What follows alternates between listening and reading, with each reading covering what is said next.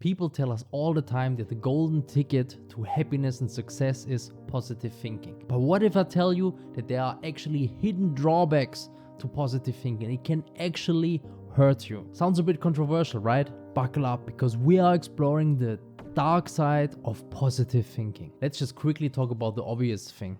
Positive thinking can be good for you if you do it correctly. It will boost your motivation, improve your mood, and in the end, it helps you so much, because we all live in a world that sometimes it's just too negative, right? But there are obviously negative points to that. One point being is like you can put yourself under too much pressure to be positive. We all experience situations where we were thinking to ourselves, actually I should be happy right now. But you just weren't, right? And this is super dangerous. What I mean by that is then you just go into this negative self-talk, like it's self-destructive even, where you talk yourself in a super negative mood. You can say, I should be happy, but actually I'm not. But that's typical for me. Like in the important moments, I'm just not present and I'm not even sure what makes me happy anymore.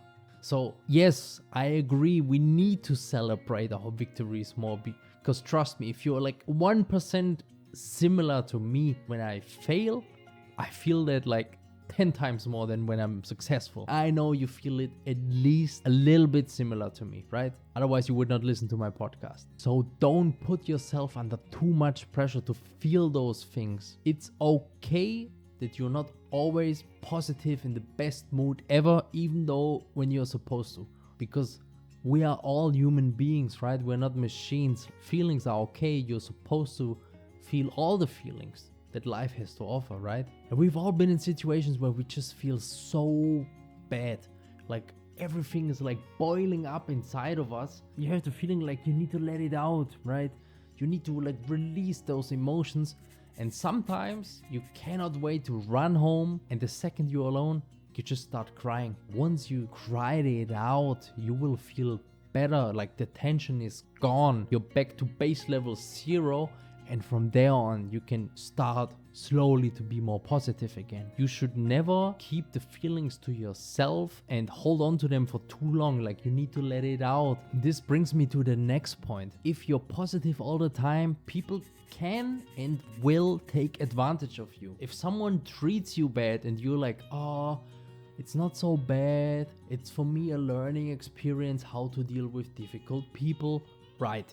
Look, I'm not saying that's not a valuable lesson to learn, but if you just try to, always change perspective to the other person, in the end, they will continue to treat you bad and they will take that advantage of you. You need to somehow, somewhere draw the line where you say, I don't accept that anymore. And if you then even change this whole situation and don't deal with this person at all, confront the person, but you need to do something. Otherwise, you're always in this passive role. No, I never like that passive role too much. I need to feel like I'm in charge, right? And if you think about it, actually, the best lessons, they can be learned in hard situations, right? In the end, it needs to hurt bad enough for you to actually change, right? There's a very nice story that I like so much. A man visits his friend and he suddenly hears this strange noise like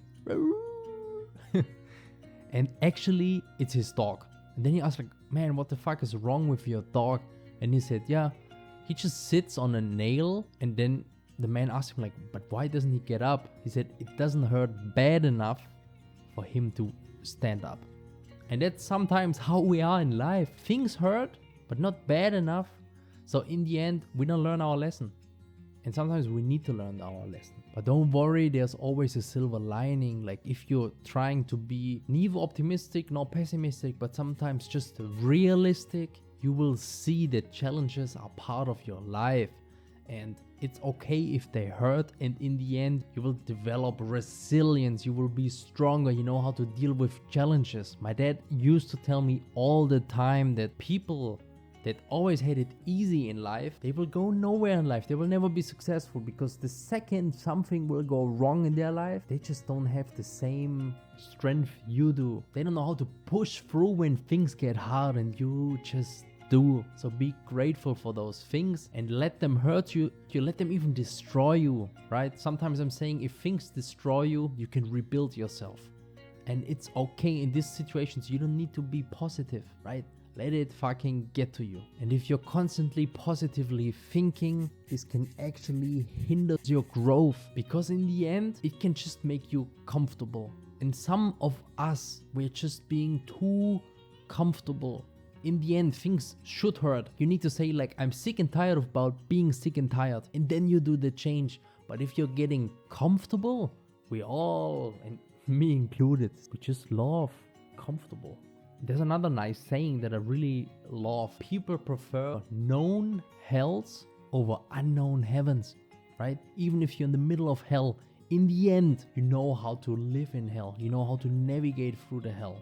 But if I tell you like, I take you a place where everything's different, we just are scared, right? We're scared, like we don't want to do that.